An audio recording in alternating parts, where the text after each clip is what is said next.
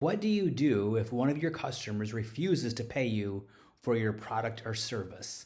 Let's talk about that today.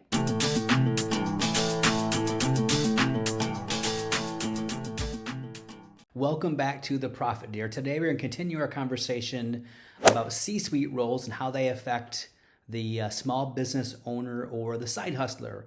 And today we're going to go into a role that few small business owners really know how to do well. This is a really challenging one. It's the Chief Risk Officer. Risk, real risk. Again, most small business owners, side hustlers are super optimistic. They just love to talk about vision, and they just believe all things are possible. And they probably haven't had to deal with non-paying customers or getting sued or things of that nature. So today we're going to just do a high-level talk about risk and how to handle risk in the business. Because the truth is, in any business, there are certain risks. We have risks, we have inherent risks, and we have residual risks. An inherent risk is something that happens when there's nothing that you've done about it. Let's make a real simple example. You have your car and you're driving your car to a supermarket or some kind of store, and you go into the store. So the inherent risk for that is someone could steal your car, someone could break into your car and steal the contents of what's in there, things of that nature. So that's the inherent risk. Well, we're going to put some boundaries, some controls, some ways to make it harder for somebody. So what is the easiest thing you can do? Is you can lock your car, right? That's going to deter certain people. If someone's just going by and flicking door handles and seeing what opens, the person who didn't lock their car is probably going to pay the price. And will it stop everything? No. The residual risk is someone could still do something else. They could break the window and steal. They could do all kinds of stuff. They could just jack your car up and steal your tires if they're not locked, right? So there are certain things. And you can continue doing things to make it more difficult for someone to not steal your car or break into it. You could put an alarm on it. But at a certain degree, you actually probably going to stop adding additional controls because it's cost prohibitive. Could you hire armed guards to stand around your car while you're in the store? You could, but if it costs you $10,000 a day in protection, it's kind of silly. That it would eliminate all risk. But we're not in the business of eliminating risk. We're in the business of controlling risk to a certain degree. So in small businesses and side hustles, you as the owner get to do this part of being the chief risk officer. And this is where people can mess up and they can get into trouble. So let's talk about that. So what are some of the things you can do with risk? And you can accept the risk, just fully accept it. You can mitigate the risk, means you can minimize it a little bit. You can reject the risk outright. Those are some of the things you can do with risk. Let's use some examples. Let's say you are a window washer. You started a side hustle as a window washer, and you are mostly doing residential real estate, homes. And once a year, maybe, or twice a year, you go in and you're to all these neighborhoods, and you'll maybe do windows in the spring and maybe do them in the fall. Just spitballing here. Single-story houses are probably the easiest. You can get a ladder and go out there. You might have a bigger ladder or a scaffolding system, depending on the quantity and the vastness of the windows, for a second-story house, maybe even higher. So let's say you have this and you're doing well, you're making enough money, you've hired a couple of people, you're doing really well in the residential area, and someone says, hey, my business, we need window washers too. So when I worked in Chicago, I was on the 31st floor of a building on South Wacker, and the window washers there are, you can't put a ladder up 34 floors, right? There's a really crazy rigging system that needs to be done. More risk. So maybe you, as a residential real estate or residential window washer, you might say we don't have the equipment, we don't have the insurance, we're going to reject that risk altogether. That's one thing you can do. To mitigate the risk, maybe you could, you get the harnesses, you get the proper insurance, all those things, and you can do that. So those are things you as a side hustler or small business owner, you need to think through your business, because every business is different.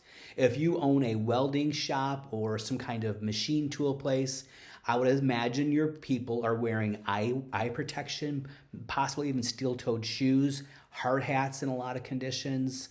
If you're in the hospital area, you're going to use cautious of like needles and infectious diseases, wearing protection or whatever. And so your business is you have to know the risks of your business and find a way to either accept it, reject it, mitigate it, or transfer it. So you mitigate it by doing things. You own a home daycare and you have little kids running around. So the mitigation of someone getting hurt is you put a fence around your house, right? Your kids can't get out. Or you also can like transfer some of the risk. What happens if one little kid, that one little kid that's a climber finds a way out? You can buy insurance and you transfer that risk. So those are things I would encourage you to do as a small business owner and side hustler. Think through your business. You might need to be bonded if you're going into people's homes, that you're a home cleaner. You might need to be bonded in case one of your employees decides to get sticky fingers and steals something. You had to have insurance. You had to have all kinds of insurance. I strongly recommend you befriending an insurance agent, a really good independent insurance agent, and find what insurances you need. You don't want to go insurance poor, but you need to know the risk going into it. Allow them to do their job. You explain what you do to the best of your ability, and you let them let you know what they can do to help you and minimize the risk by transferring it to them. So some people get upset about insurance. Say it's a ripoff. All insurances, this could be your auto insurance, your home insurance, your renter's insurance, your life insurance. All you're doing is taking a risk in your life, or you have $250,000 in your house and it's worth $350,000. And the bank's like, yeah, you need insurance in case that thing burns down, in case it gets on fire, in case of a tornado or a flood or whatever. You can self-insure if you have that much cash or you own the house outright. But do you want to, or could you just transfer that risk to somebody else who is saying, they have a lot of smart people called actuaries that work for them, and they look through this stuff and they say, what's the probability that something like this bad will happen? And they sell you an insurance premium. So all you're doing is transferring the risk to this company, this person, whatever, and they're charging you a premium to do so.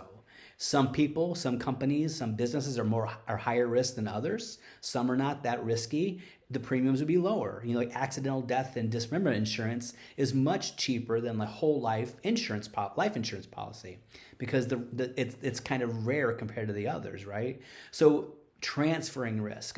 Let's talk about some of the common things in business. Again, we already covered the insurance agency. Find a good agent and don't skimp on insurance. If you find yourself skimping on insurance and legal counsel and accounting people, you may not have a legitimate business. I know that sounds kind of harsh, but we really need to have those areas covered, and few of us are skilled enough to actually make it happen, and so we must pay for it, right? And that's okay, because you want to be sure if something bad happens, someone else has your back, So the other thing I'll talk about for small businesses, and this is going to be primarily for like manufacturers or other people, not retail, so to speak. But if you are a company that's building anything, or you're a house builder, maybe even a home cleaner or things of that nature, a lot of your customers aren't going to be individuals like me, where I'm buying something I'm going to consume today. It might be another business. And most businesses aren't really excited about writing checks every single day for something.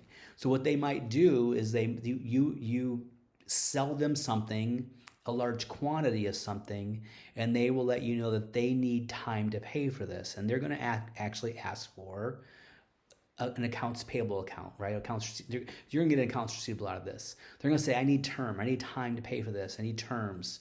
And typically it's going to be a net 30. So that what that means is the day you invoice it, they're going to pay for it in 30 days. Or you might have a group of invoices that they're billed from the 1st to 15th of the month. You pay all those on the 30th, and they go the 16th through the 30th. You might pay them the 10th of the next month or something like that. All kinds of ways to be creative here. My point is, you're not going to get paid the same day. Like you go to a hamburger restaurant, and you're standing in line, you get burger and fries and something to drink. It's $10, and they get paid right then. It's not going to be like that. You're going to actually send an invoice to somebody, and they're going to pay you.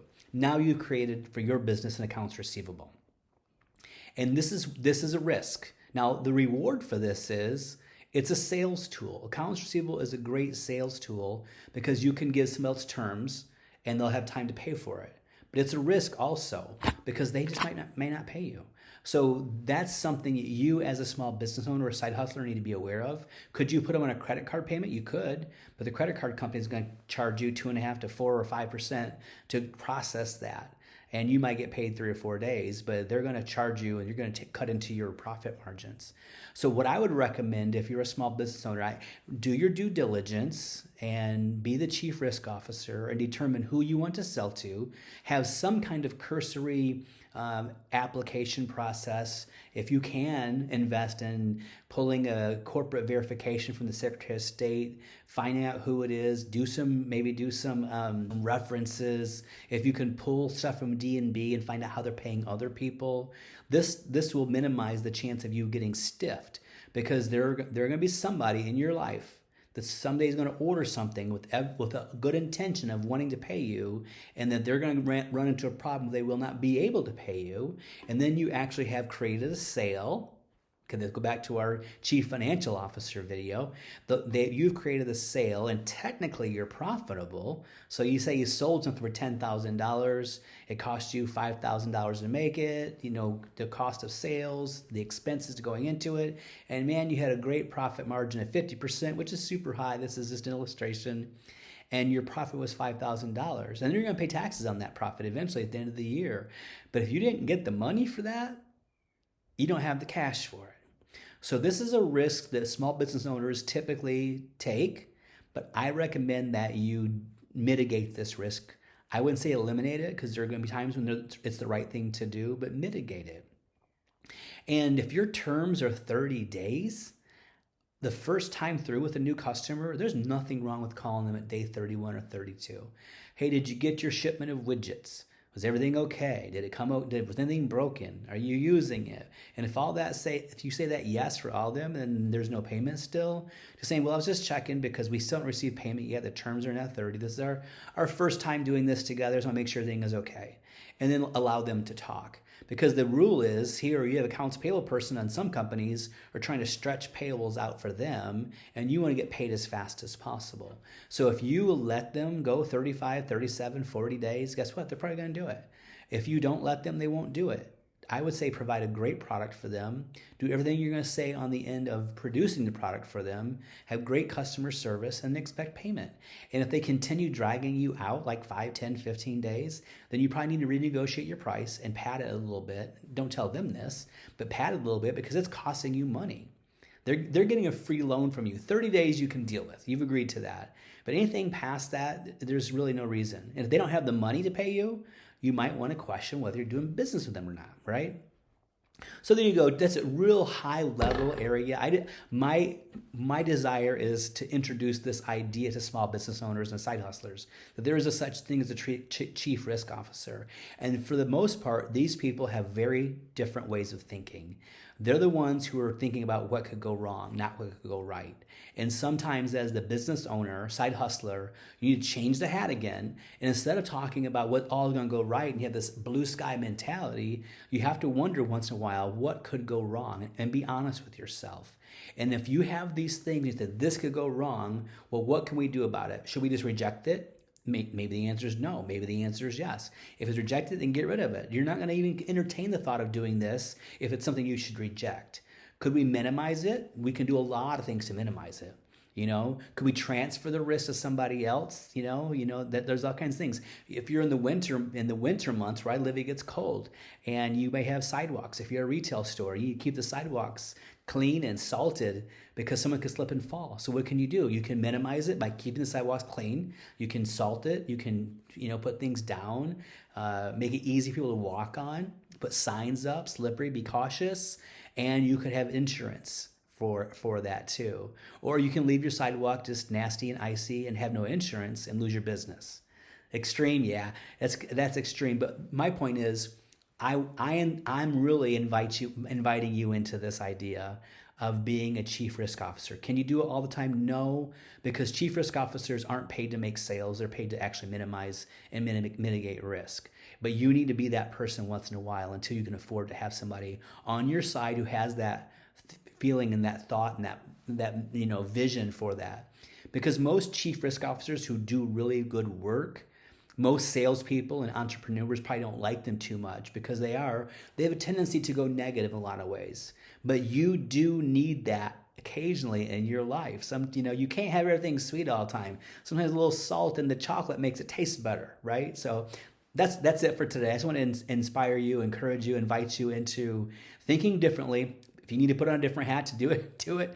But once in a while, think about what could go wrong in this situation and take the time to dig through it, find out what you should do. Should you reject it? Should you accept it? Should you minimize it? Should you transfer it? And you can take those inherent risks and do some good things with them. And then are you okay with the residual risk after that stuff's been going on? If so, your business should stay healthy, right? Then you can be on the salespeople to make more sales, all right? So there you go. I hope this video has been added value to your life. If it has, please like, subscribe, share, and I will see you soon with another video. And until then, I dare you to profit so you can practice and promote radical, revolutionary generosity. Thank you.